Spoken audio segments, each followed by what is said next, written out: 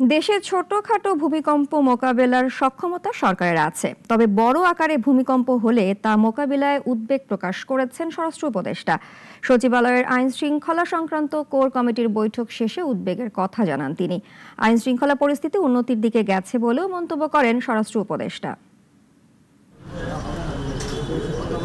পরপর 2 দিন দেশে ভূমিকম্পের ঘটনায় জনমনে আতঙ্ক রয়েছে। স্বরাষ্ট্র মন্ত্রণালয়ের অধীনস্থ ফায়ার সার্ভিস পরিস্থিতি মোকাবেলায় কতটা প্রস্তুত? সচিবালয় স্বরাষ্ট্র উপদেষ্টার ব্রিফিংয়ে ঘুরে ফিরে উঠে এলো প্রসঙ্গটি। সচিবালয় মন্ত্রণালয়ের সভাকক্ষে আইন শৃঙ্খলা সংক্রান্ত কোর কমিটির সভা শেষে ব্রিফিংয়ে স্বরাষ্ট্র উপদেষ্টা লেফটেন্যান্ট জেনারেল অবসরপ্রাপ্ত জাহাঙ্গীর আলম চৌধুরী জানান, ছোট ভূমিকম্প হলে ফায়ার সার্ভিস প্রস্তুত আছে। ভূমিকম্পের কোনো আর্লি ওয়ার্নিং অন্যান্য দেশে আছে কিনা আমি জানি না, বাট আমাদের দেশে ওরকম কোনো আর্লি ওয়ার্নিং দিতে পারে না।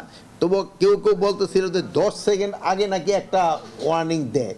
তো ওই অনেক দেশে নাকি ওরকম একটা অ্যাপ আছে যেটা 10 সেকেন্ড আগেই হয়। তা আমরা ওইটা চিন্তা ভাবনা করছি আমরা ওরকম একটা অ্যাপ খুলতে পারি কিনা। গেল সপ্তাহে রাজধানীর মিরপুরে যুবদল নেতাকে প্রকাশ্যে গুলি করে হত্যা, চলতি মাসে পুরনো ঢাকায় একই কায়দায় গুলি করে আরেক হত্যাকাণ্ডের ঘটনা। নির্বাচনের সময় যত ঘনিয়ে আসছে আইন শৃঙ্খলা পরিস্থিতি কেমন হবে তা নিয়ে জনমনে প্রশ্ন তৈরি হচ্ছে। তবে সকালে কোর কমিটির বৈঠক শেষে স্বরাষ্ট্র উপদেষ্টা বললেন, আইন শৃঙ্খলা পরিস্থিতি অবনতি হবার শঙ্কা নেই। নির্বাচনের আগে আইন শৃঙ্খলা পরিস্থিতি ডেটোরেট করার কোনো সম্ভাবনা নেই। আস্তে আপনি দেখতেছেন আইন শৃঙ্খলা পরিস্থিতি আস্তে আস্তে উন্নতির দিকে যাচ্ছে। কিন্তু একটা জিনিস হলো যে নির্বাচন যতই ঘনে আসবে সেই সময় ধরেন যে বিভিন্ন পার্টির ভিতরে মানে ধরেন প্রসেশন এগুলি সংখ্যা বেড়ে যাবে। স্বরাষ্ট্র উপদেষ্টা জানান, নির্বাচনের আগে ব্যক্তিগত অস্ত্র জমা দিতে বলা হয়েছে। 2009 সালের পর দেয়া অস্ত্রের লাইসেন্স বর্তমান সরকার নবায়ন করেনি। স্পেশালি যদি সরকারি কর্মচারী হয় শুধু তাদের ক্ষেত্রে শুধু।